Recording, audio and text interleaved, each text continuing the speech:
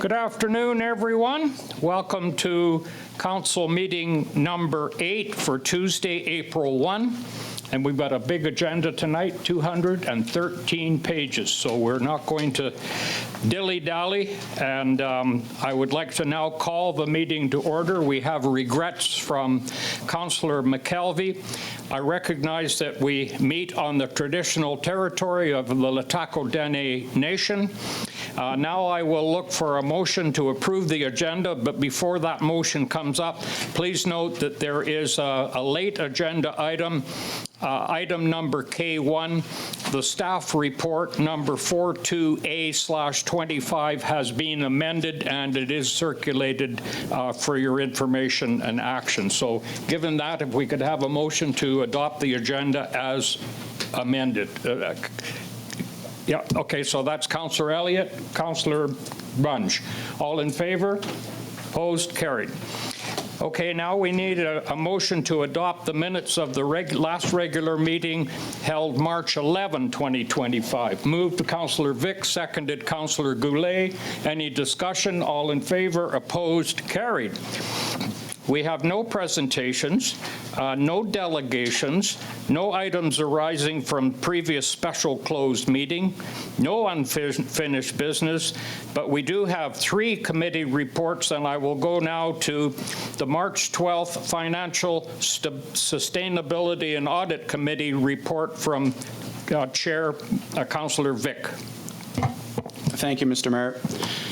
So, yeah, March 12th, we had a really good meeting, really with the reserves as the top of mind.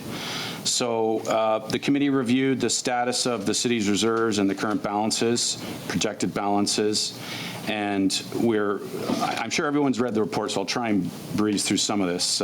We've added some language regarding leftover West Quesnel land stability funds, updated the gas tax reserve section to reflect the new name, etc. Adding in the City of Quesnel landfill closure and post-closure obligations, which as we all know, it's a huge liability for us. Adding in language for 2 of the allocated surplus funds, the snow reserve and council initiatives, including language that the level of the snow reserve will be reviewed every 5 years to reflect changing climate conditions and other factors. We added some language to allocate yearly surplus each year to the following, recognizing that council can change this policy in the future should we decide. So in brief, 1/3 of the capital, 1/3 of our surplus will go to capital reinvestment.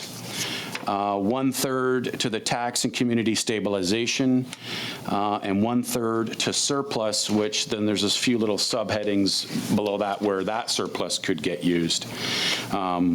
So that was basically the gist of the meeting. There's one extra footnote there. And it's not embedded in the recommendation or in the policy, but I took note of our friends down south in Williams Lake, how they've paid down some debt recently using reserves, which is not what I'm proposing or even what is discussed here. But there could be, at council's discretion, a possibility to use some reserves to pay down some of our debt. However, I did seek some staff advice on this, and unfortunately the MFA doesn't allow partial payments to our debts. We have several with specifically a fire truck, City Hall, and our Public Works yard. So if we were to choose to use a portion of our surplus to pay down debt, it doesn't, the MFA doesn't allow us to do that. You can't make partial payments. However, there could be other interesting ways to squirrel away some of our surplus to strategically pay down debt in lump sums when those debts come due. So that could be for further discussion at another time. So basically, I'd like to move the motion that the Finance, Sustainability and Audit Committee recommends to Council the attached changes to the reserves and deferred revenue policy, CF-2. I guess, should I read the whole thing out? I guess I should. The surplus report. Oh no, that's another part of my. Yeah, that's a little bit later. So I guess I'll make that motion for the CF2 policy. Okay, so we have it moved by Councillor Vic and seconded by Councillor Elliott. Is there any discussion? Okay, go ahead, Councillor Runge.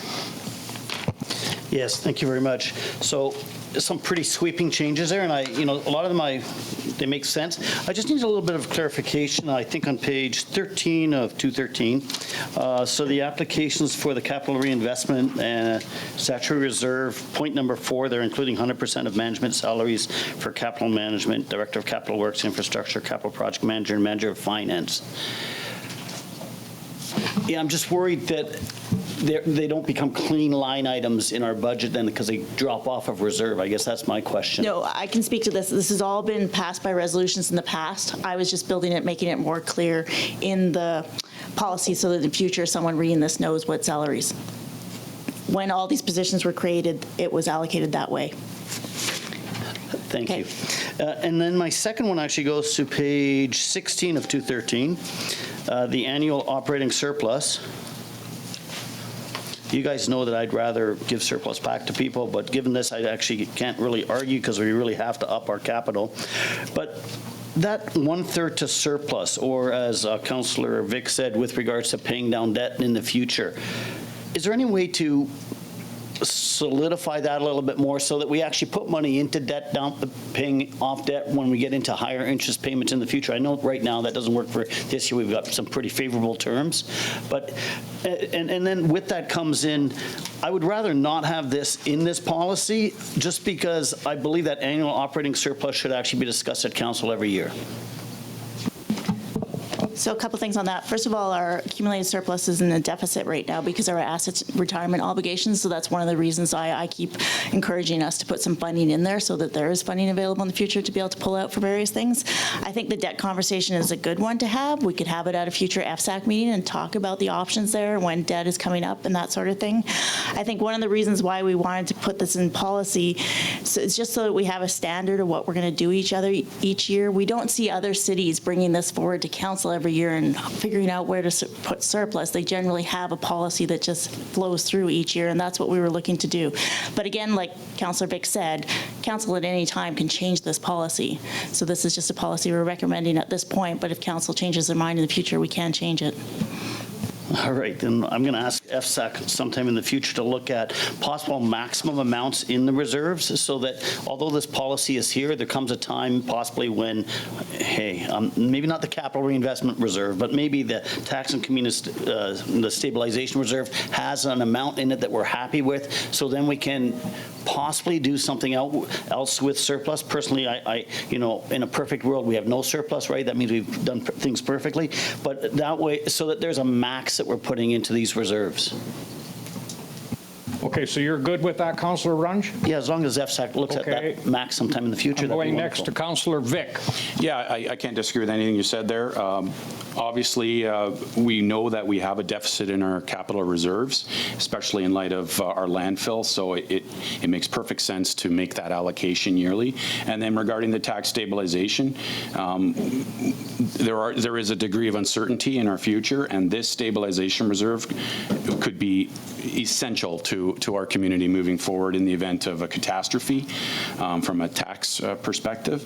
And then, yeah, the one where perhaps there could be some future dialogue is the 1/3 to surplus, where perhaps there could be some other opportunities.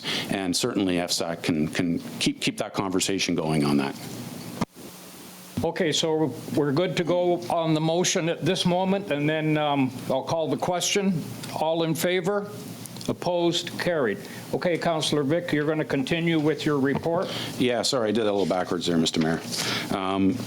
So the last thing we discussed on our committee meeting was, I think I went a little fast here, sorry. The surplus report. So indeed, the surplus for 2024 is significant, 1.117 million. And the bulk of that, in large part, comes from interest earning from our GICs and whatnot. And then there was some small surpluses in transit and the airport. We moved on to the finance department update, and the audit was underway. Is the audit complete? Still underway? Okay, that's a long audit. And then we did talk about contingency planning. The committee discussed the need for planning, contingency planning, considering the uncertainty which currently befalls the nation and certainly our city. Our exposure, like many forestry-based communities, is quite high. Discussion involved creating a planning process which first establishes various levels of taxation loss and then developing a policy framework from there. To further the discussion, FSAC has added contingency planning to its action tracking, which is a part of our agenda each time FSAC meets. We're compelled to review our action tracking every single meeting. We just did the motion on the CF2 policy, and that was carried, so I believe that concludes my report, Mr. Mayor. Thank you. Thank you. Yeah, that request for a resolution is actually in there twice. No? No, sorry, one's the policy going forward, the other is the resolution to deal with this year's surplus. My apologies. So I'll move the Good catch. Thank you. I'll move the recommendation that the Finance and Audit Committee recommends to Council the attached changes. So is that the one we just did? Or, oh, okay, I'll move on to the next one. I'll move that FSAC and Audit Committee recommends to Council that the 2024 operating surplus be allocated as follows: 1/3 to capital reinvestment, of $372,612, 1/3 to the Tax and Community Stabilization Reserve, $372,612, and 1/3 to surplus, $372,611. Okay, thank you, Councillor Vic. Councillor Elliott, you're seconding. Do you have a question? No? Okay. Anybody? Okay, then I'll call the question. Are we all in favor? Opposed? Carried. Thank you, Council, and thank you, Councillor Vic. Okay, now we will go to item I2, the March 25 Housing Solutions Table Chair Summary from Councillor Elliott. Thank you, Mr. Mayor. Yeah, this is from the March 5th, actually, meeting. Very productive, lots of people in attendance, so it was great. So I guess by this time, because the report's been a little late, we do have a consultant that's been selected to complete the update on the official community plan, so that's exciting for us. It was noted that the main goal of the update is to review and identify improvements to the housing policy. Staff confirmed the numbers produced in this report, and you can see the report below there, are the number of new housing units needed based on a formula derived from the province. So it is a little bit convoluted. It's basically just a formula that they use for every community, so it really may not, nail down what we need here in the north or in smaller communities, but it is there, and Director Turner, I'm sure, can talk to any questions you have on that. So the long-term care facility at Caribou Field, the property has been transferred to Providence Living. The construction is expected to start in 2026 and finish in 2028, so that's pretty rapid, but yeah, it's moving forward. And obviously there's a need to identify housing for construction workers. I thought there was going to be more of an influx of a ton of workers at the beginning, and apparently there's going to be more shifts, so basically 50 at a time, 50 workers at a time, so it might not have to be a huge housing initiative that's facing this, but yeah, so I think that's good news for us. There's a training program going on specifically to try and get more care aides in town, and it's taking place, but most of the care aides are going to Dunrobin and just kind of filling the need there. So there is still a need for more, and LPNs are desperately needed as well. The 225 homeless count is actually going to be taking place tomorrow. So Tammy Jansen is involved in that.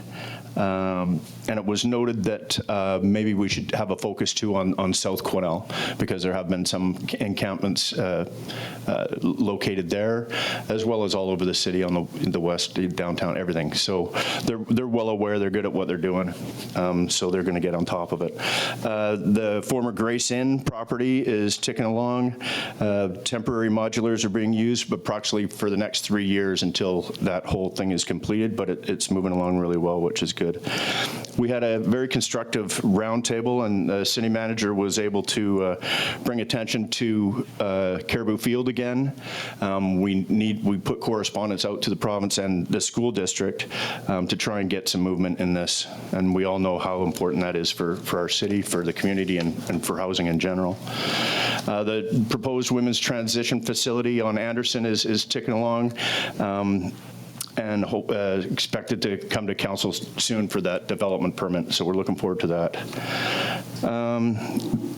We also had discussions about, rental versus purchasing. For example, the place right beside us here is going to be rental only, and that's fantastic for the community, but there are a lot of people that really have uncertainties with that and would like to purchase. So it's wonderful to see more housing being built, but there still are challenges.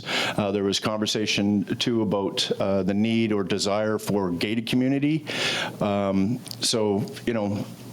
There's needs out there for sure. There's no recommendations coming forward from this, Mr. Mayor, so I'll just move receipt. Okay, you're moving receipt. And needs a second. No, you don't need to move it. You don't need to move receipt. But I will call for questions if anybody has any questions or comments. Seeing none, then thank you, Councillor Elliott. We'll now move on to, it's my report, and I'm proud to say that it's the shortest report in history. It is the schedule for the Governance and Strategy Committee for 2025. The dates are May 7 and September 10 at 10 a.m., and it's noted that reoccurrence 3 times a year or commenced as needed. So it's sort of at the call of the chair, and we'll work through that. Is there any questions on that? So again, our first meeting, formal meeting, will be May 7. Now I'm going to go to the highlights of the. Mayor, may I get a resolution to approve the schedule? You're absolutely right. Good catch. Okay, a motion to approve that schedule. Moved by Councillor Runge, seconded by Councillor Vick. Any discussion? All in favor? Opposed? Carried. Now I'll go to Councillor Rudenberg for the highlights of the February 27, 28 CRD meeting. Thank you. So as noted, these are from back in late February. I'll bring to your attention the proposed resolutions for NCLJ convention. They've been endorsed. I think that they're important overall to the entire province, especially the first one, mental health support initiatives for elected officials, employment leave protection for elected officials who have to perform their duties of their elected office, provincial funding for the Quesnel North-South Interconnector project, allowing standard-sized manufactured homes as secondary dwellings in the ALR, and conducting a comprehensive review of the ALR boundaries. Those will be going to NCLJA in about a month's time up in Prince Rupert. The other piece I wanted to bring to your attention was around the fact that the CRD has decided to opt out of the provincial download of grant program responsibilities. In solidarity with other regional districts, they've decided to opt out of the program that is called the Fire Smart Pilot Program for Regional District Cooperative Community Wildfire Response Organizations. And in making the decision, and it wasn't taken lightly, the fact that the province is downloading the responsibilities to organize independent nonprofit societies in the region, which the Caribou Regional District have little authority to manage or govern. So there is that. And they're also looking at the buy local practices and policies in the wake of U.S. tariff threats. If there's any questions, please let me know. Thank you, Councillor Rudenberg. Any questions, comments? Okay, moving along then to city staff reports. Now we go to K1, Admin Report 42/25, Development Permit 2024-71. And there is a late agenda item that has been circulated wherein there's been a very small adjustment to a height restriction, or a height reference.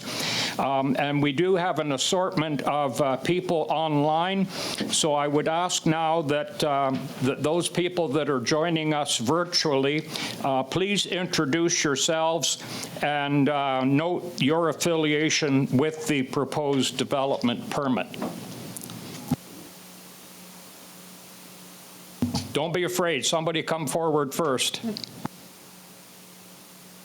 Good afternoon. Can you hear me? Yes, we can hear you. Okay, sounds great. This is Rahman from IBA Architecture. I'm the applicant of the proposal for the 79-room hotel in Quesnel on Rita Road. And I'm the architect of the project. If you have any question, please don't hesitate to ask me. Okay, thank you. And I see Eric and Ray and Joven. Hello there. Yep. Yes, Raymond Aldred, Councillor LHTAKO, DENE Nation. I'm here representing LHTAKO as we are majority partners for the project. Thank you. Eric? Is Eric online? Apparently not. And then I see, I can't read the name there, but you're sitting in a boardroom. I can see that. Hi. Yes, my name is Joven Chung. I'm part of the partnership group as well. Okay, so do I have all of the online participants identified? It looks like I have. Oh, Bindi, go ahead. Sorry.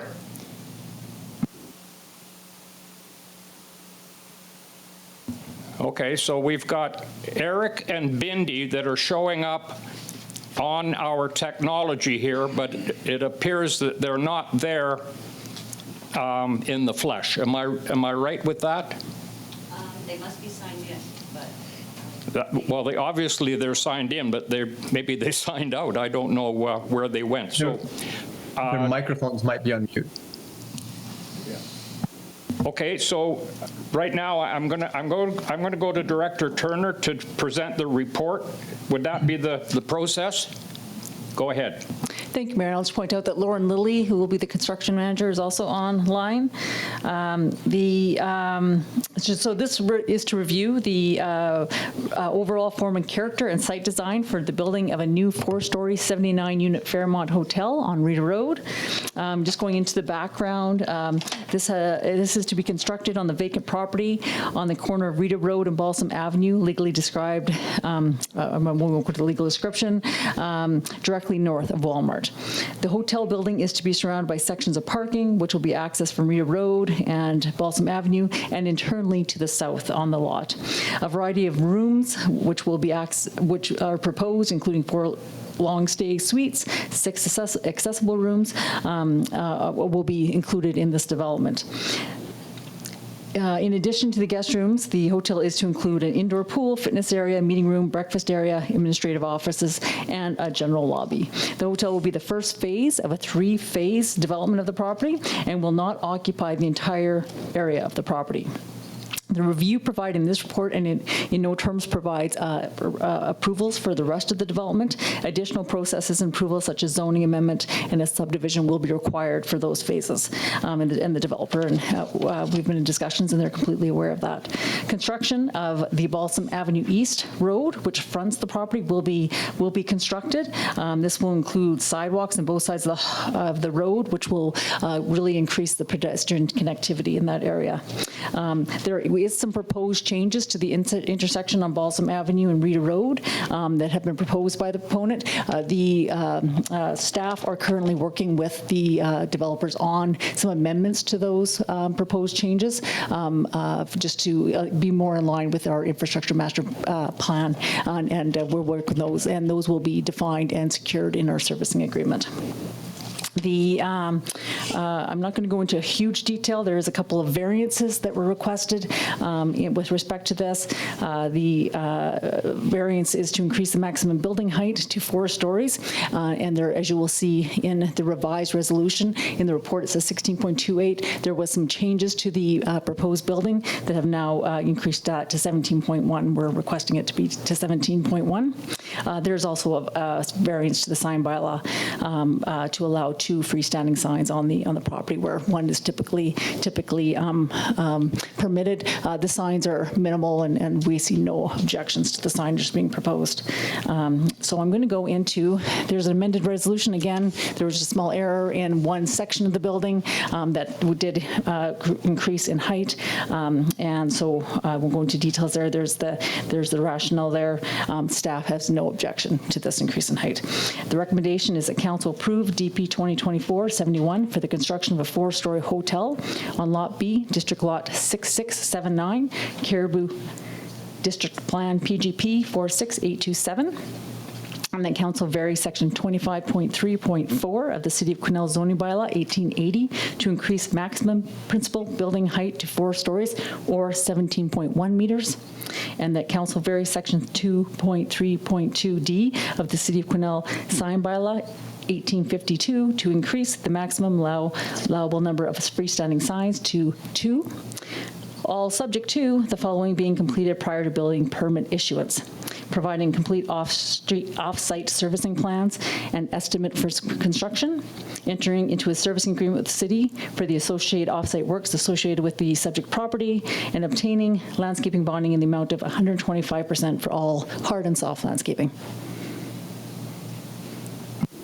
Okay, thank you for that. Councillor Runge, you have a question, or are you moving? You're moving, and Councillor Goulet, you're seconding. Do we have any discussion? Go ahead, Councillor Runge. Well, I think we just have to change the name. It's, I think, the Fairfield Hotel. So It's the Fairfield Marriott. So yeah, we've gone back and forth on the name. We should be a bit more consistent, but it is the Fairfield Marriott. Yeah, I believe you originally called it the Fairmont. So that's okay. Fairfield's great, and I'm looking forward to this project moving forward. Yes, indeed, this is a good news story. Anybody else? Okay, then I will call the question. All in favor? I can't imagine anybody being opposed, so we are carried unanimously. Thank you, everyone. Okay, now we're going to go to admin report 39/25 annual water report, Superintendent Law, to take this one. Thank you, Mayor. The annual... Just hold on 1 minute. Yeah, the delegation that was here for the hotel, you are dismissed. Thank you. I neglected to say that. Okay, go ahead. Thank you, Mayor.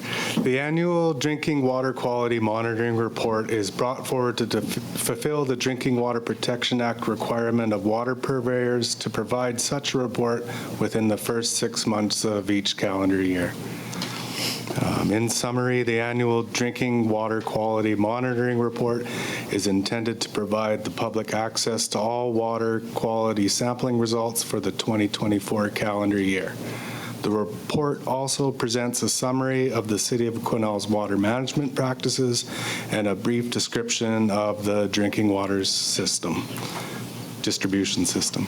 Such a report is required of all purveyors of water under the Drinking Water Protection Act and the related drinking water protection regulations. Attached to this report is a summary of all microbiology sampling results, the City of Quesnel's permit to operate for 2024, and the water system routine inspection report from 2024. A copy of this report and the certificate of analysis for all water quality monitoring samples collected during the 2024 calendar year will be made available to the public at City Hall, as well as being placed on the city's website.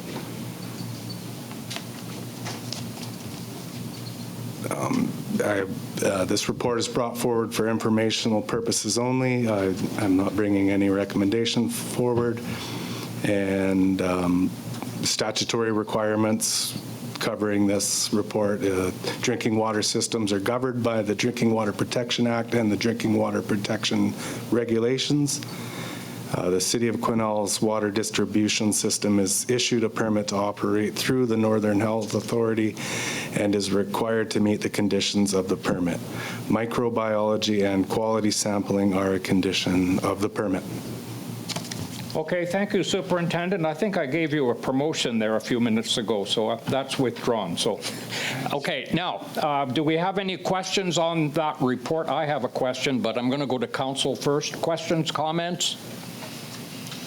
Okay, my question, or I guess I need sort of confirmation that we're going to introduce the proposal for the chlorination and for the water treatment.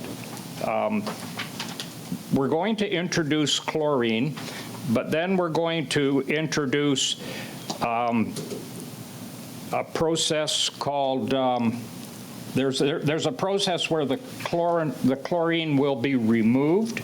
Am I right? Mr. Mayor? These are different. Go ahead. Point of order, just, that comes in the next report. Yeah, I just realized that, but I'm jumping ahead. Okay, I got it. So, is there any questions on Superintendent Blogg's first report? Okay, and there's no, that was just for information only, so there's no, pardon me, it's just for information only, so there's no necessity for a resolution. Okay, now we go to number 3, and this is admin, and I apologize for that. We go to admin report 38/25, manganese removal and water treatment. Now I go to Director Coben for this one. All right, thank you, Mayor. The purpose is to provide an update to Council on water treatment and obtain direction to move ahead with planning for a chlorination and UV disinfection water treatment system. Back in 2019, there was changes made to the Canadian Drinking Water Guidelines, which resulted in the city water being out of compliance. Following that, a water quality advisory was placed on the city water system by Northern Health. Several options were investigated, starting following that in 2020, were investigated for treatment. A number of updates, staff reports have been brought forth to Council. The city's water system permit issued through Northern Health requires the city to implement water treatment that reduces manganese. It has been determined that chlorination and UV disinfection is the simplest, most proven and cost-effective method, and that can be done in a way that the process removes the chlorine prior to distribution to the public. Staff are now seeking approval to move ahead and seek funding for this project. So therefore, the recommendation is that Council direct staff to work towards meeting the conditions of the Quesnel Community Water System Operating Permit, and that Council direct staff to seek funding sources to assist in treating city water with chlorination and UV disinfection. Okay, so we have a recommendation there. Could I have a mover and a seconder before we go to discussion? Councillor Runge is moving. Councillor Elliott is seconding. Okay, any questions? Now I can go to my questions. And my first one is relative to, I got my notes here. These are water treatment guidelines. And the word guidelines implies that it is a guideline and therefore not mandatory. But I mean, I know different. But really it shouldn't be called guidelines. It should be called marching orders or something like that. I guess my thought is that since it was the federal government that imposed the new manganese maximums in 2019, therefore shouldn't the federal government bear the costs to comply? A rhetorical question. And I do have another comment or question, and that is regarding the chlorination and the process where we're introducing chlorine, but then I think it was through UV that we're dechlorinating. So at the end of the day, as long as that system is working, there will be no detectable or noticeable chlorine odor or chlorine taste in the water. Am I correct? Yeah, that is correct. There'll be no chlorine at all. So therefore, I don't need to go down to the hardware store and buy a chlorine removal device that I can put on my side of the, at my house. I don't need to do that. That's correct. So basically, it works by the chlorine is added at the beginning, and that precipitates the manganese out. So essentially, it turns it from a dissolved solid into a solid. And where that after that is all the manganese is filtered out, followed by UV, which eliminates any pathogens, bacteria, as well as chlorine.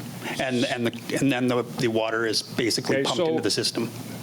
When we first started talking about manganese removal, we weren't talking about the UV option, were we? Like, at least I don't recall that earlier on in the discussion. And I guess what I'm leading up to is the introduction of the UV process something relatively new? No, in fact, actually, a number of our wells were recommended for UV disinfection. There was only one of our wells, well number 7, where it was not recommended. However, that well was in compliance with manganese. So it is part of the overall options that were looked at all along the way. And then there was other options that are outlined in the report and the attachments which were investigated. But the recommended option is chlorine followed by UV disinfection. Well, I will say that even though I campaigned against chlorination in view of what the proposal is, particularly with the removal of chlorine and all traces thereof with the UV process, I'm happy to support this resolution. Is there anyone else that wishes to? Go ahead, Councillor Elliott. Thank you. Yeah, I want to thank you for the work on this. Kind of a ditto to the mayor. That, there's a lot of angst in the community because we have such great water, and no one, I don't think anybody really wants to go to chlorination. But if it's something that we have to do, I think this is the best way to go about it. And with no remaining chlorine afterwards, I think it's a perfect fit for everyone. And I did see a report from CBC a week or so ago that I flipped to the city manager. You're probably well aware that there are a couple of situations in the south where they were mandated to have water cleaned up, and it did get funded partially, or I don't know the details, I didn't get right into it, but by the feds and the province. So hopefully there's some help we can get there. So thanks for everything you've done on this. Okay, thank you, Councillor Elliott. Anyone else? I've got one more little comment. I was doing some research on this recently, and there's a water quality competition somewhere down in West Virginia every year. And a couple years ago, the town or the village of Greenwood, British Columbia, won first prize and were billed as having the best water in the world. And then I think 24 months later, they were ordered to clean up their water by the government. And also there was another one, the municipality of Clearbrook went through the same thing, where they entered the contest and were deemed to they won, and they're in the same boat. So certainly we're not the only ones. So we go ahead, Councillor Goulet. Thank you, Mr. Mayor.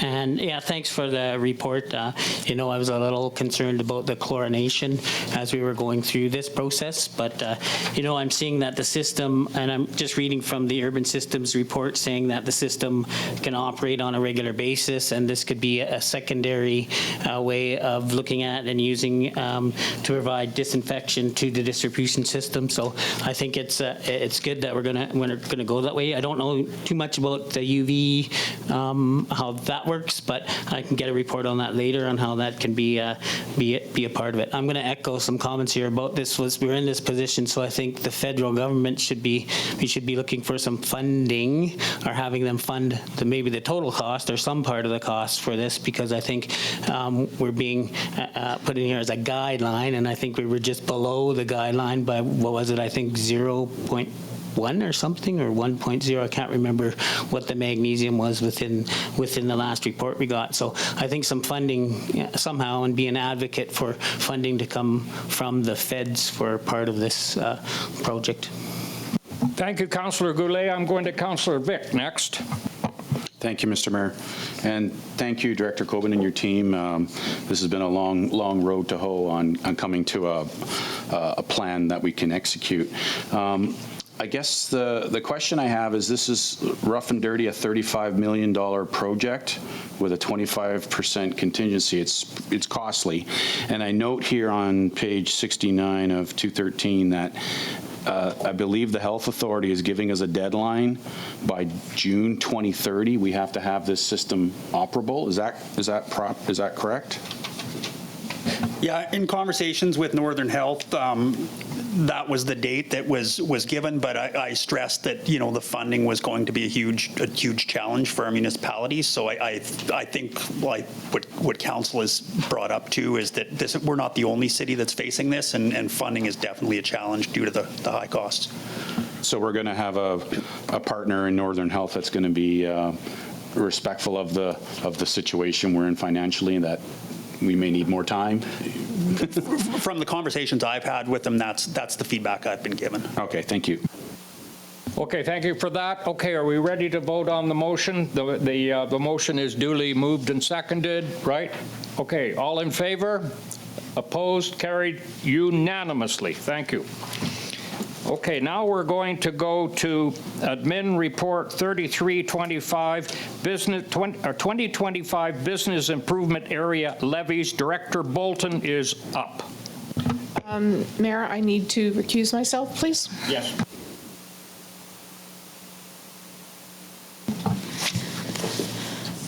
Thank you.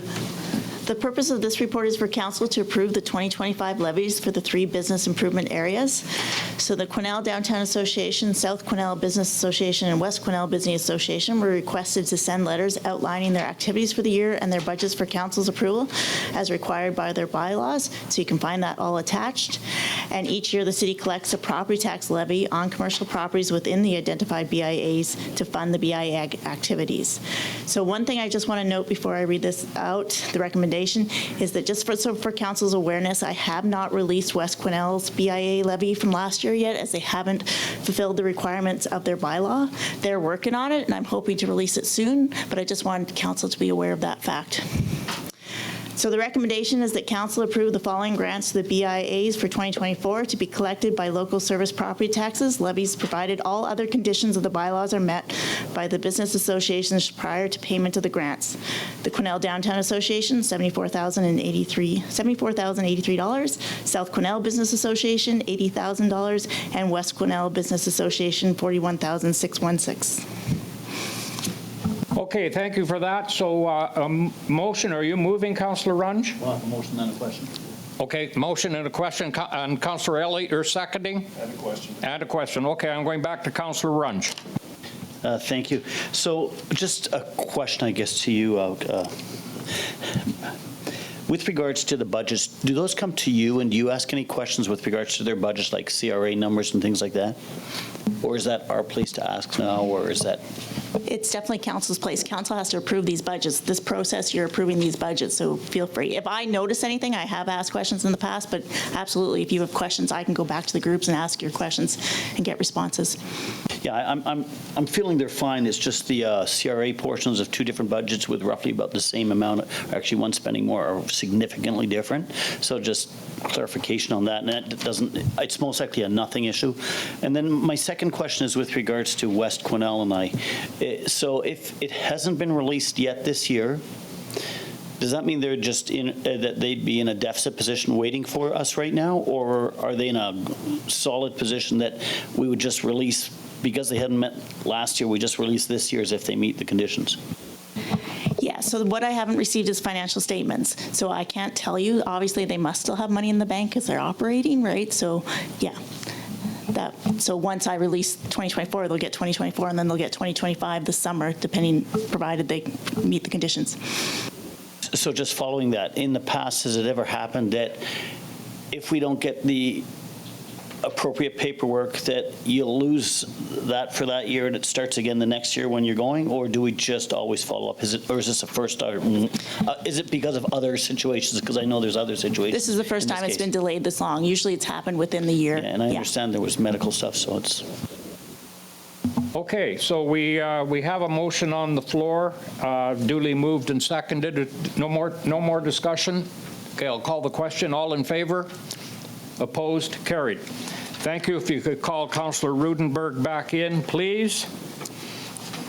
And then we're going to go to Admin Report 32/25, Dragon Mountain Communications Towers, Manager Robinson to report.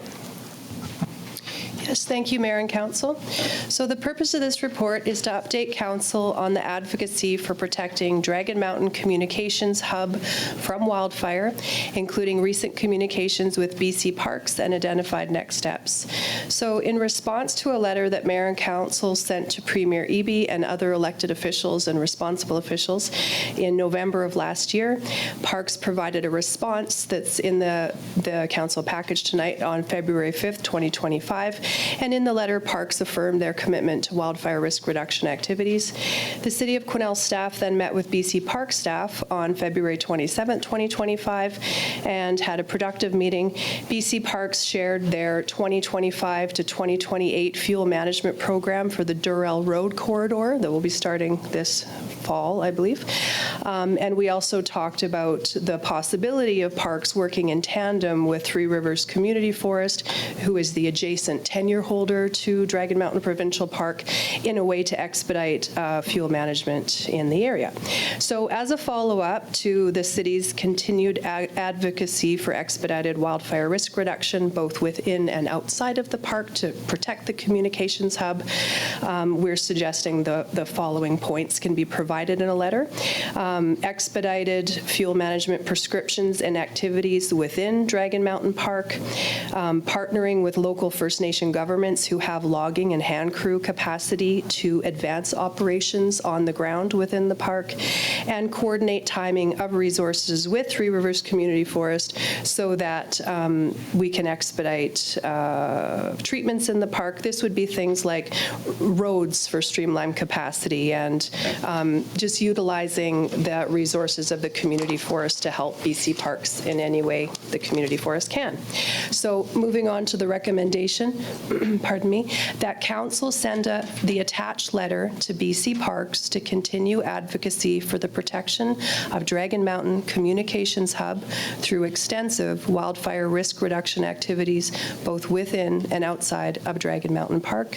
And that letter is drafted and is in the package as well. Thank you. That's moved by Councillor Elliott. I saw, okay, and Councillor Runge. I got one comment after we pass the motion. It's just a little housekeeping item. So I will call the question on the motion. Well, first of all, is there any discussion, any further discussion? Go ahead, Councillor Vick. Sorry, I'm recalling a few moments ago, Councillor Rudenberg was making a comment about your CRD report where they've opted out of. Is there a relationship between what you spoke to and what's this effort here? Yeah, so thank you for the question. And I was just made aware of the CRD opting out of that in this agenda package. So I'll start by saying I'm not fully briefed on this matter. However, fire smart on private property and fuel management on Crown land are two different things. Yeah. So they're of a kind, but different. Thank you. That's great. Okay, we have a mover and a seconder. Are we all ready to vote? All in favor? Opposed? Carried. I just want to note that the minister, the letter on page 100 of 213 from Minister Davidson, she didn't copy our MLA. And I just bring that to your attention, Adam, and note that the letter that went from us, the city, is copied to our MLA. So there doesn't seem to be a protocol there as to when the MLA gets copied, but we're thinking of you. Okay, so there's no further business on that item. Now I'm going to go to admin report 4525, 2027 North Central Local Government Association Convention bid, Manager Reid to report. Thank you. The purpose of this report is to seek council support to submit a bid to host the 2027 North Central Local Government Association AGM and Convention in Quesnel. NCLGA is currently seeking bids to host the 2027 AGM and Convention. The NCLGA Convention moves to a different community in the NCLGA region each year. The convention was last held here in 2013. Bids for years beyond 2027 aren't currently being accepted, and the website says 2026 as well, but 2026, we understand, has been awarded already. Bidding communities are required to demonstrate an ability to host a minimum of 350 delegates, which fits Quesnel's hosting ability. Detailed planning of theme, venue, speakers, entertainment, catering, and transportation will begin about a year in advance of the event. As host community, a working committee of 2 to 4 individuals will be established, including the event coordinator and at least one elected official. The event coordinator will seek sponsorships to cover all costs. Past events have generated a small surplus. The event is held over 3 days, typically in early May. And I'll just note in the financial implications, we still haven't received a direct reply from NCLGA around what happens in a loss or a surplus situation. But I reached out to Smithers, who hosted last year. They had a small surplus. That goes back to NCLGA. If you have a loss, you're on the hook for the loss. So the goal would always be to get enough sponsorships to cover the full cost. The recommendation is that Quesnel City Council supports the submission of a bid to host the 2027 North Central Local Government Association AGM and Convention in Quesnel. Okay, before I put the motion on the floor, I do have a question. Would it make much difference if we were to go to 2028? Only because that's our 100th anniversary. And just a little bit of background, when we had our 50th anniversary, in 1978, we had NCLGA, the BC Fire Chiefs Association, and the BC Public Works Association all in the same year, and it was in our anniversary year. And I'm just wondering if that was thought about, tying it in with our 100th anniversary. So we had this in the strategic plan previously to bid for 2026. We're always looking for additional events that we can bid on. When we reached out to NCLGA about 2026, we were told that one was already awarded. So it would be up to council if we want to delay, but we don't have another event right now lined up for 2027, and 2028 is not currently open. So we would have to wait until next year to submit a bid. Okay, thank you for that. I see a bunch of hands going up. No? Councillor Elliott. Excuse me. Yeah, so actually, I was going to ask a question about 2028, and it was going to go to Director Turner. I'm wondering if we have any idea when the new hotel is proposed to be finished. I do not. Yeah, I don't have an idea how long that will take. No. Okay, that was my only thought there. It would be nice to have 70 more brand new rooms in Quesnel, because that's always a challenge. Thank you. Okay, I'm going to Councillor Rudenberg. Thank you. The other piece that we might consider with this is co-sponsoring this with the regional district, which we did the last time. Because I know if we go ahead doing this, there'll be questions. And so perhaps we can think about what that would look like, having a joint bid with the CRD and the city. We have actually done that before, so it's not nothing new. So, Councillor Runge. Yeah, thank you. And so I've got two questions. One, Scott, you took the thunder with the hotel, because I really think if we had it when the hotel was built, that'd be wonderful. Possibly add in our Indigenous communities if they were interested in co-hosting. Also, maybe there could get bigger. But my other question is with regards to losses, because that always. So just clarification: we're on the hook as a city for losses. Have there been any previous communities that have had losses? And what were the maximum losses of those communities? Those are all the questions I'm hoping to ask NCLGA directly in advance of this meeting, but we haven't been able to connect with them to ask those questions. So all I know is what I've heard from Smithers, who had a surplus. So, and I know when we hosted previously, we had a surplus, but I don't have the history of of losses at this time. Okay, and just a partial answer to that, I do recall when we've hosted previous conventions way back when that there was quite a requirement for staff time, but, and in kind, and I can't remember if arena rental, for instance, was actually charged to the convention, but certainly it could be by simply building it into the registration fee, so it's not a big problem. No, I agree in principle. I'm just not sure of our room capacity relative to the last time we hosted something that big, because we do have hotels that have been repurposed to different things. So I just want whoever's coming into our community that we have enough hotels. At the Winter Games, my complaints when I was in Vancouver was, look, I don't even have a hotel to go to here. Is there a homestay or something else? I do not want to go to this hotel, and it's because they didn't know, you just get stories. And that's why it goes back to what Councillor Elliott said with regards to having a spanking new hotel with an extra 78 rooms. That makes a big difference to things. So I just feel right now I'm a little light on, like, if we're saying yes and communities have had difficulties in the last few years, if the answer is no, absolutely we're going for it. And I see you shaking your head, and you've been there. So Yeah, I haven't heard it. So go ahead, Councillor Elliott. Thank you. When do we need to make a decision? When do you have to get that ask in? The bid is due by April 30th. So that's why we brought it forward today, to have time to put the full package together. So what is council's pleasure? I would be in favor of, given the fact that there's obviously a better chance that this new hotel that we just voted on tonight would be up or could be up and running by 2028, more likely than 2027.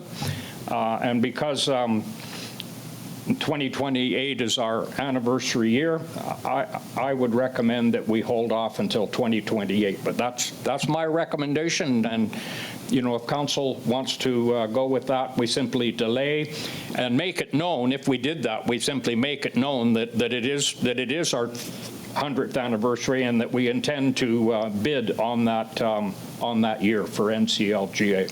So it's up to council. Go ahead, Councillor Runge. So, Ms. Reid, just another question to you with regards to that. If we weren't successful in the 2027 bid, we could bid again next year for the 2028? Yeah, there's nothing that says that we couldn't. Yeah. And then to Lorianne, have any communities hosted 2 years in a row? Not to my recollection. They've been close communities. It might have been, I can't remember where it went after we did ours last time. But I don't, part of the angst you're having about, losing money, I have not ever heard of any community losing money, because I know that the community usually steps up and they manage, the organizing committee manages to make sure that everything fits within their budget. And I know that last time we hosted, it was a fair chunk of change that they had as a surplus for it. But yeah, I think too that there's never an overabundance of people pounding at the door to host these events. So unless there's something else going on in 2028 that we're not aware of, I don't know if we would necessarily have to worry about trying to knock somebody off to one up them. Just saying. Okay, thank you. Mr. Mayor. Go ahead, Amy.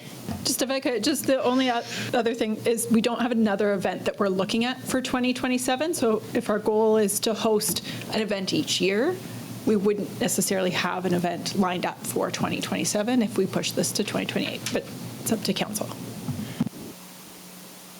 I hear you loud and clear on that, but it may happen that we're stuck for 2028 without an event, and it really would be nice to have a signature event, or even one or even two of them in 2028. So go ahead, Councillor Runge. Actually, I'd like to put the motion. Can we put a motion forward now, or are we still in discussions? Well, The motion for the, I'm in favor of going for 2027. I believe there will be another big event for 2028 as a big centennial anniversary. Okay, I'm going to Councillor Vic, and then I'm going to Councillor I was going to second. seconding for 2027. Correct. Okay, Councillor Vic. Yeah, I'm just reflecting on the fly on that, and I think there's some, the scale does tip towards maybe holding off till 2028 with that extra capacity with the hotel, an extra year of preparation and partnership formation, and then the 100-year anniversary is also on that scale as well. I'm not saying I'll vote against the motion, but I think we could bat this around a little bit more. I think there's a little bit more evidence to support giving us that extra year till 2028. Okay, so go ahead, Councillor Rudenberg. Thank you. So the other consideration I think that we need to think about is actually about the community.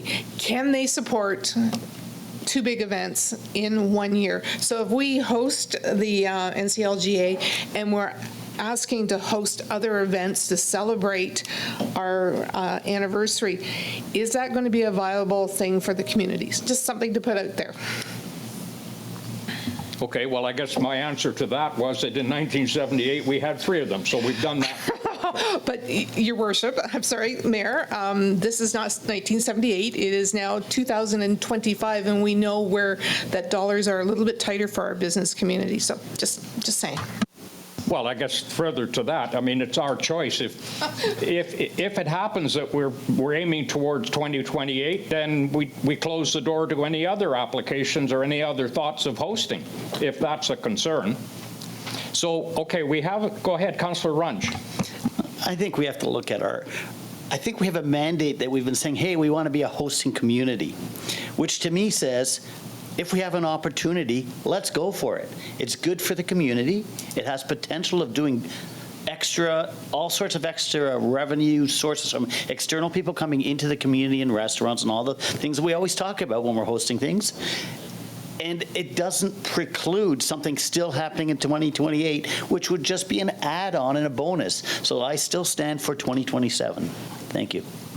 Okay, go ahead, Councillor Elliott. Yeah, I don't want to beat this one too hard, but yeah, I understand that we don't have anything else planned for 2027, but because of the reasons stated, the possibility, and I'm not sure of it, but the possibility of the hotel I think would be huge, and the 100th anniversary, I think I'm going to stick with hoping for the 2028. Okay, thank you for that. We do have a mover and a seconder. Do we have any idea from NCLGA as to how many hotel rooms or how many beds would be required? Because I go back to Councillor Vic's concern that, we don't have the availability of particularly quality hotel rooms that we've had in the past. And if perchance this new hotel isn't complete yet, does that raise a big question mark? We would have enough. The requirement is 350 guests, and we have far more than that. So we exceed that? Yeah. Okay. I'm going to call the question on this because we got a whole bunch of other business. Oh, Councillor Vic. Sorry, Mr. Mayor, I'm sorry. So, Amy, I don't want to put you on the spot, but if we were looking to fill a hosting vacancy or to fill the vacancy in 2027, is there anything other than this that could fill that gap for us? Possibly. I'd say this is what we had on our radar for that year. Of course, the further we're looking out, so if we're looking out to 2028, finding something else, it just gives us another year. So we thought we could bid on this for 2026, and that has already closed. So the closer we get to the deadline, the harder it is to find another event. Doesn't mean that we can't, but I don't have another one on my radar at this moment. Okay, I'm going to call the question here. So are we all in favor of 2027? In favor? Opposed to 2027? So the motion is defeated. So it looks like we're in a holding pattern for 2028, and we're going to keep our ears and eyes open for other opportunities. I mean, maybe it might be that the Firefighters Association and the Public Works Association and the BC Recreation and Facilities Association, the list goes on and on and on. There's lots of fish out there, so we'll leave it at that. So, okay, we're going to now move on to report number 24. Pardon me, I gotta put my glasses on here. 3429, Community Transit Partnership Agreement with NASCO First Nation. Director Norburn, you are up. Thank you, Mr. Mayor. The purpose of this report is to obtain council approval for a new community transit partnership agreement with the NASCO First Nation for the provision of transit services to and from NASCO 1 day per month. The city and the NASCO First Nation entered into a first community transit partnership agreement a number of years ago to provide transit services between NASCO and Quesnel. The fee charged reflects the actual cost of providing the service. The last time the fee was adjusted, though, was 2019 to 2020 fiscal year. Previous agreements more recently have been one-year terms with an option to renew. The agreement was renewed on an annual basis during COVID, and the proposed agreement now is for a 5-year term rather than doing one-year terms.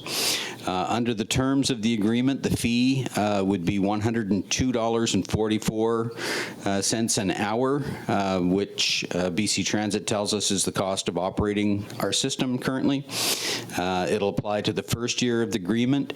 The fee in future years built into the 5-year agreement would be adjusted on an annual basis based on the actual cost to operate Quesnel Transit. So we would get that each year from BC Transit and then update it so it reflects the actual cost. But it would be in a 5-year agreement instead of year to year. The financial implications, basically the plan or this agreement is based on cost recovery for the city. The estimated revenue generated under the agreement is $8,604.96. The draft agreement is attached if council has any questions, and the recommendation is that council approve entering into the 5-year community transit partnership agreement with the NASCO First Nation effective April 1st, 2025, and that the mayor and city manager be authorized to execute such documentation as required to enter into the agreement. Okay, thank you, Jeff. Mover, seconder, Councillor Runge seconded. Councillor Goulet, any discussion, question? All in favor? Opposed? Carried. Okay, Jeff, the next one is another similar arrangement, but this with the District of Wells. Exactly. So this is basically the same thing, except for the District of Wells, we have a weekly service provided to the community of Wells to and from Quesnel, and the estimated revenue generated under that agreement with the same terms would be $31,961.28. And the recommendation is that council approve entering into a 5-year community transit partnership agreement with the District of Wells effective April 1st, 2025, and that the mayor and city manager be authorized to execute such documentation as required to enter into the agreement.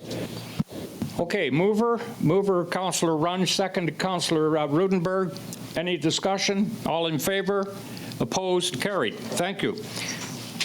Next is Admin Report 3625, Caribou Pulp and Paper Sewage Treatment Agreement. Councillor, City Manager McKay. I'm not doing that job. Yeah, but do you notice it's all about sewer? Yes, indeed. Well, thank you very much for that, Mr. Mayor. I'm going to assume everybody has read the report. I know we've discussed it a few times in the past. So we've got two key things here in this amending agreement with Caribou Pulp and Paper. One is the increase in the treatment fee annually, and it is a significant increase for us, but I'll just highlight that this this remains an incredible deal for the ratepayers here in the city of Quesnel compared to most other local governments in British Columbia. But the second thing is the bigger thing, which is the workload that's going to come out of this for staff and West Fraser as well as the CRD, which is to put a contingency plan in place in the event of a mill shutdown for how our effluent would be treated as a city. Contingency plan by August 31st, and then a long-term plan by next summer. I wouldn't read too much into that, given the economic situation right now. Our discussions with West Fraser signal that they remain in a very strong financial position and are committed to this community. This is something that if we look back on and we think, you know what, we really should have had this in place many years ago. So it's a good planning exercise for everybody, and it will be a collaborative exercise. The only question that we can't answer for you right now, because we don't quite know yet, is the cost associated with both the contingency plan and the development of the long-term plan. What I can say is that our discussions recently internally are hopefully, and I'm looking at Director Coben a little bit to nod his head or to shake his head, whatever he wants to do, that the contingency plan itself can be dealt with through staff resources and hopefully isn't going to cost us anything more. Long-term plan, actually, we are going to have to retain some consulting support for that. So the costs associated with that, we will come back to council and report on once we flesh that out with both Caribou Pulp and the CRD. Goal would be on our side to cost share with the CRD. Okay, thank you. We do have a recommendation, and before we get that onto the table, I would just suggest adding one word to that recommendation so that it reads that council approved the attached amending agreement, just to identify it as exactly the agreement that's attended or attached to our agenda. So Move Councillor Runge, seconded Councillor Vic. Are we all in favor? Opposed? Carried. Thank you. Thanks for fleshing it out. Okay, next one is Admin Report 3725, Quesnel Regional Airport Lease, Director Norburn. Thank you. The purpose of this report is to obtain council approval to enter into a 5-year lease with the Ministry of Forests for the lease of approximately 2.232 hectares of land at the Quesnel Regional Airport. BC Wildfire Service has expanded its operations, adding 15 new crew members, 4 of which are new officers to the region. As a result of this initiative, the Quesnel base will need to expand, and the British Columbia Wildfire Service would like to more than double the size of the leased area at the airport to accommodate potential building expansion and additional parking. The larger Quesnel Fire Centre will result in increased landings at the airport, which will generate additional landing fees and fuel sales. It'll also facilitate a better, more community-based response to wildfires and generate additional employment in Quesnel. Staff are seeking council approval to enter into the attached lease agreement, which will replace the current agreement. The terms of the agreement are consistent with the previous agreement between the city and the ministry and with other lease agreements that the city has with airport tenants. The recommendation is that council enter into the attached 5-year lease with the Ministry of Forests for approximately 2.232 hectares of land at the Quesnel Regional Airport, and that the mayor and corporate administrator be authorized to execute such documentation as required to complete the agreement. Okay, Councillor Elliott, you're moving, and Councillor Runge is seconding. Anyone have any questions or comments?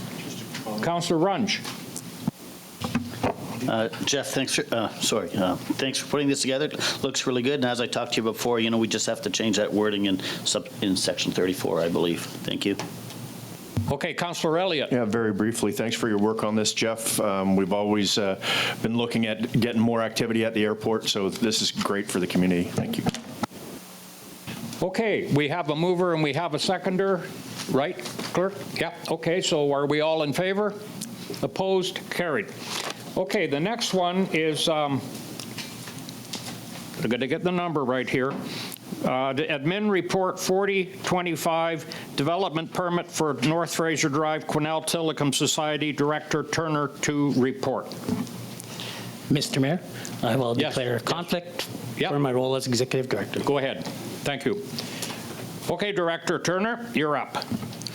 Thank you, Mayor. Again, this purpose of this report is to review amendments to DP 2023 of 65, previously approved for the development of a, it would have been at that time a 34-unit apartment dwelling. Review changes, again, there's been a number of changes that are proposed to the redevelopment of this site. The main changes have been to include a building footprint change, exterior changes that are significant. You'll see a little bit with respect to the site and elevation plans, and the addition of one additional residential unit to the 35. The staff has reviewed the new proposal with respect to this development. A big change in this development review is that, as you know, we did a zoning amendment to consolidate a number of lots to make it a comprehensive development zone. The development review here is concentrated on the area required for development for the apartment building, is not looking as completely at the full comprehensive zone. So there is some changes and recommendations, and the reasoning for this has been provided that BC Housing won't go beyond funding for that development site. So there's a few changes with respect to some cohesiveness of sidewalks, so the sidewalks don't extend the full length of the property. There's much more look just towards the actual development site that they have identified from BC Housing's perspective as to what they will work with in terms of funding. We have talked with the property owner, Tilcombe Society. They are making some changes with respect to for some future development. Again, the parking variance is quite large, as you know. There are some changes to parking variance, which I'll get to in the recommendation, but they have also purchased a couple of lots for some future parking arrangements, recognizing that they do have a fairly comprehensive site with a lot of uses going on here. The recommendation is that Council approve DP 2025-81 for the comprehensive development zone on lots 4, 6 through 15, Block 14, District Lot 386 to Caribou District Plan 772, and that Council vary Section 37.4.3 of the City of Quesnel zoning bylaw 1880 of 2019 to reduce the number of required off-street parking spaces to 47, and that Council vary Section 5.7.4D of the City of Quesnel zoning bylaw 1880 of 2019 to allow for maneuvering into and out of off-street parking spaces off-site, all subject to the following prior to building permit issuance. 125% of the estimated cost of landscaping is secured. Entering into a service agreement for any required off-street works at building permit phase, lots 4 and lots 6 to 15, Block 14, District Lot 386, Caribou District Plan 772 being consolidated to prior to occupancy being granted. Placing a covenant on lots 27 to 29, Block 14, District Lot 386, Caribou District Plan 772 to require they only be sold with the new lot being consolidated. Okay, thank you for that. Do we have a mover to get this onto the table? Councillor Elliott is moving. Councillor Rudenberg is seconding. Any discussion? Go ahead, Councillor Runge. Thank you. So my question goes to page 156 of 213. For the capital works, the proposed sidewalk along North Fraser should be moved westward. So will that be covered by the developer then, or is that a city cost?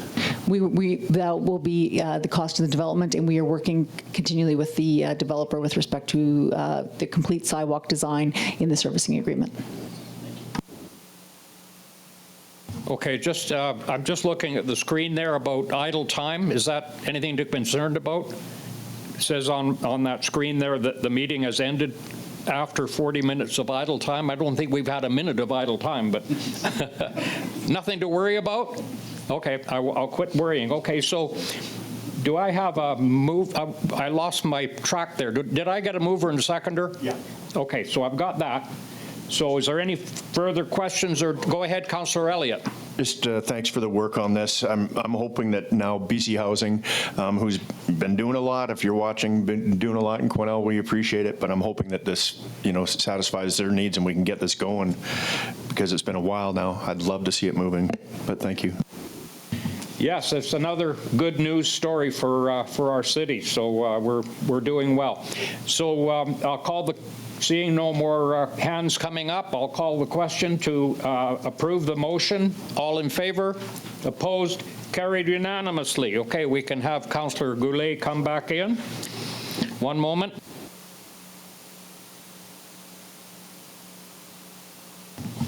Okay, the next report is Admin Report 4325, Development Permit 2025-82, Development Permit Dragon Hill Road Door Shop. Director Turner to report. Thank you, Mayor. The purpose of this report is development permit and various request consideration for a coverall storage shelter sited on shipping containers that has been built without permit, currently sited, and we're just trying to correct the permitting situation. The applicant constructed without permits, but then has that's been identified and has sought both a variance as well as a building permit for this structure. A variance, however, is required for the height of the coverall shelter to allow for a 7.93 meter height. It is also required to allow for 6 accessory buildings on the property.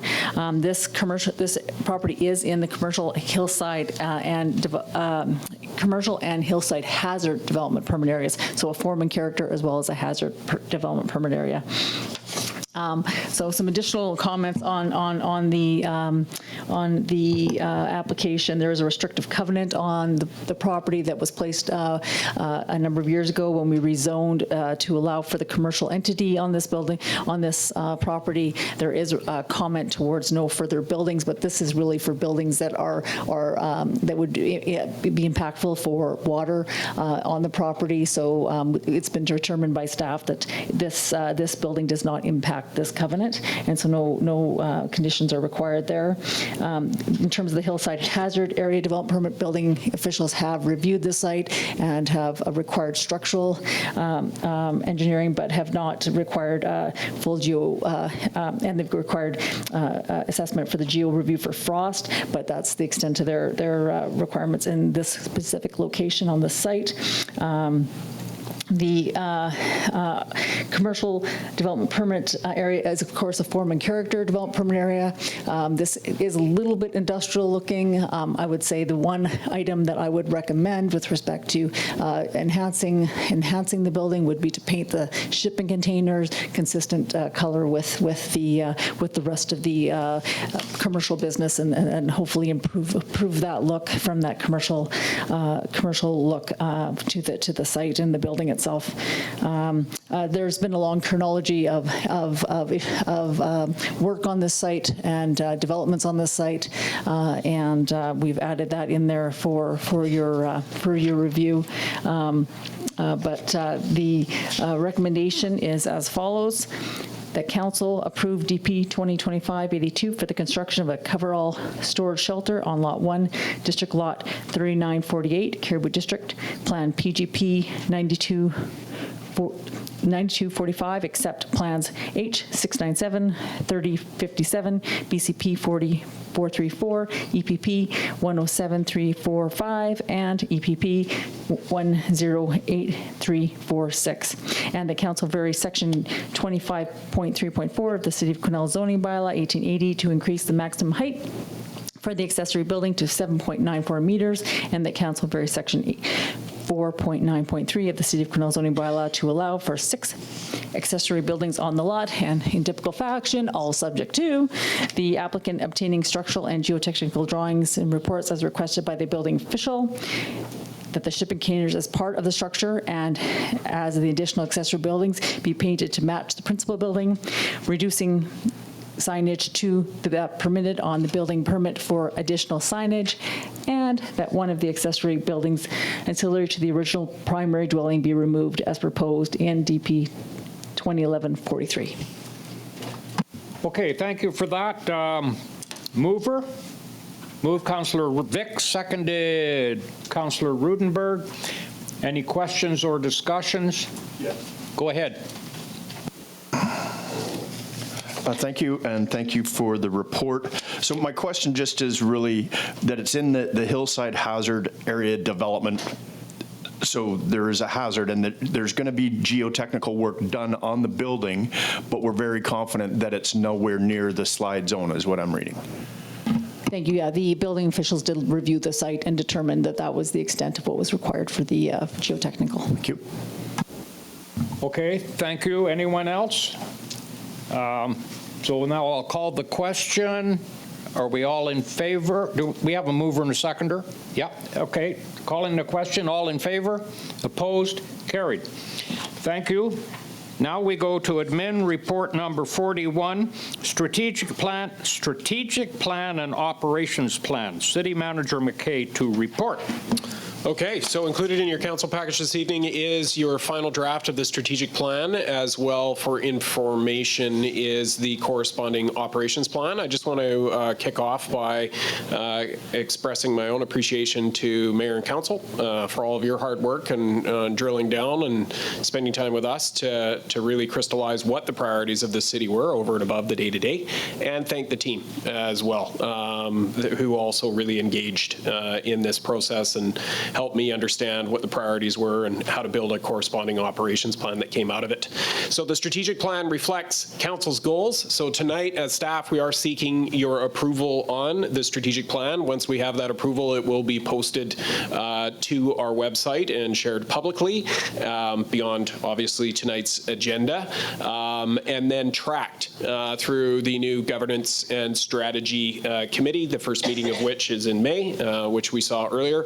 The operations plan is just for information this evening. That gives council a sense of how staff is actually going to make progress on all of these items that council has identified as its priorities for this year. I will just point out neither the strategic plan nor the operations plan include the day-to-day activity of running the city. That was a very long list of things to do, and that is not what this is about.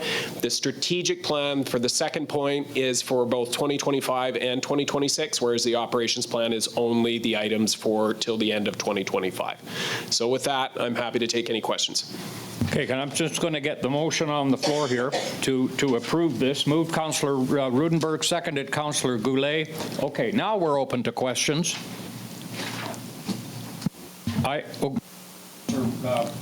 Elliott. Yeah, just thank you to staff and yourself. This is great, and I think it's easy to read as we've come to know over the years. It's a great document, and I appreciate the updates. Thank you. I just want to add the comment that, this is going to be a guiding document for our new gas committee, which is our governance and strategy committee. And I'd also like to thank you, City Manager, because you've put a lot of work into this and into the terms of reference for the gas committee. And you've done all of that within the 100-day time window since you started. So thank you for that. I'll take the kudos, but I'll just be really honest. Like I didn't do anything. It was everybody else. That's how I was able to fill it in. So I appreciate your kudos, but truly the thanks. I think I will pass on to the team. It's the team that makes this a reality. Yeah, I certainly can appreciate the staff input, but Mr. City Manager, you're the lead on this, so way to go. Okay, so calling question on that one. Are we all in favor? Opposed? Carried. Okay, so just going over the page, we got one more admin report to deal with, and that is admin report 4425, British Columbia Air Access Program Grant, Quesnel Regional Airport Master Plan Director Norburn to report. Thank you, Mr. Mayor. The purpose of this report is to seek council approval to apply to the British Columbia Air Access Program, or BCAP, for a facility master plan at the Quesnel Regional Airport. The Ministry of Transportation and Infrastructure recently announced a new intake funding for the BCAP program for 2025-2026. The ministry established BCAP in 2020 2015 as a multi-year funding program to enhance the long-term potential of BC's aviation sector. The city has applied for and has been successful in obtaining funding through this program in 2016, 2018, 2019, 2020, and 2024. So we've had a number of very successful projects that have been funded in part through this grant.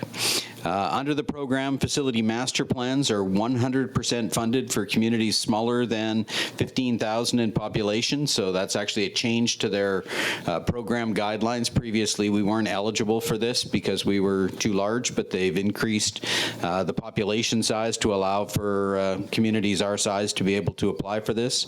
The proposed project will create a master plan to maintain current infrastructure while also planning for future projects that could be covered under grants provided for by BCAP. So it lays a little bit of groundwork too if we're applying for future grant applications through BCAP. By having this plan, then we can refer to that and that may help us obtain grant funding in the future.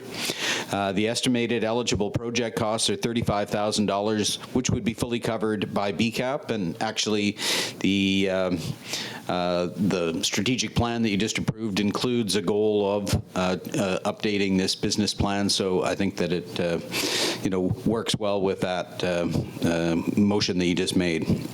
The recommendation is that Council direct staff to submit a grant application to the British Columbia Air Access Program for 100% funding for a facility master plan at the Quesnel Regional Airport based on estimated eligible costs of $35,000.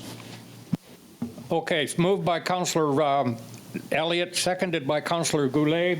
Any discussion? All in favor? Carried. Thank you for that. Now we're done with the admin reports. We have nothing coming out, or at least I haven't had any indication from anyone on council information package. We do have one bit of correspondence, and I'm going to go to you, Rita, just to capsulize the request for the Labordi Park Community Flag Pole from the MS Society. The Quesnel MS Self-Help Group requests that the MS flag be raised for the month of May. Under your current policy, flags can only be raised for a maximum of 2 weeks. We would appreciate your consideration in raising the flag from the 1st of May through the month of May to highlight May as MS Awareness Month. Okay, thank you for that. Before we get into discussion on that, I just have a question, and that is, does the policy allow for more than 2 weeks if there is no conflict, or is that possible?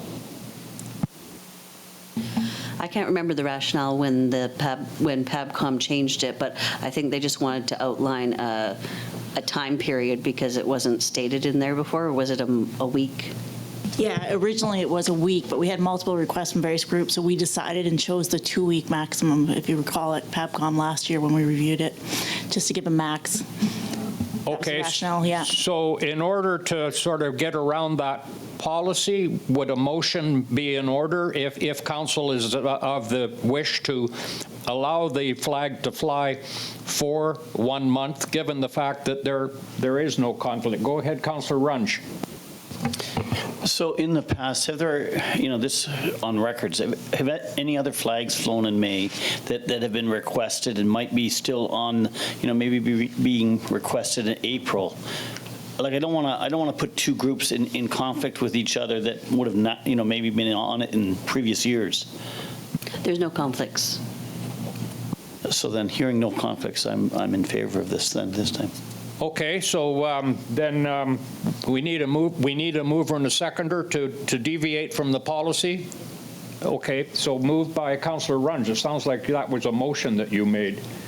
And Councillor Vick is seconding. Any discussion? Are we all in favor? Opposed? Carried. Thank you. We have no bylaws tonight. We have no new business. Information and question period changes, no changes to upcoming meeting schedule, no changes to committee appointments. Announcements and events, anyone? Yes. Go ahead, Councillor Rudenberg. Thank you. So I'd like to let people know that the Rotary Club of Quesnel is coming back with their ladies only event this year. It's been kind of missing for a while. It's going to be called Dazzle in Disguise, and it's a masquerade ball. It will be hosted on Saturday, May 31st at the Quesnel and District Senior Center. Tickets are $60 each, and the grand prize is a $1,000 gift certificate for a Sparkling Hills Resort. The other piece is the entertainment for the evening is a band known as Shoulda Known. So tickets are available at, I believe, downtown at Paradise Spa, and they'll go quick. Thanks. Okay, thank you for that event. Good to see it come back. Anyone else? Okay, seeing nothing, no further announcements and events. Gallery questions. Do we have anyone in the gallery that has a burning question? No?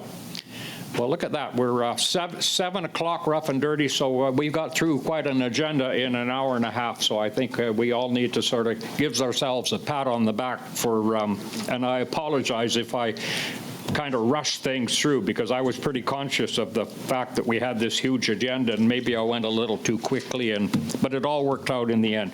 So I'll now entertain a motion to adjourn. Councillor Vic is moving, Councillor Elliott is seconding. I don't even need to call for a vote. We are adjourned. Thank you.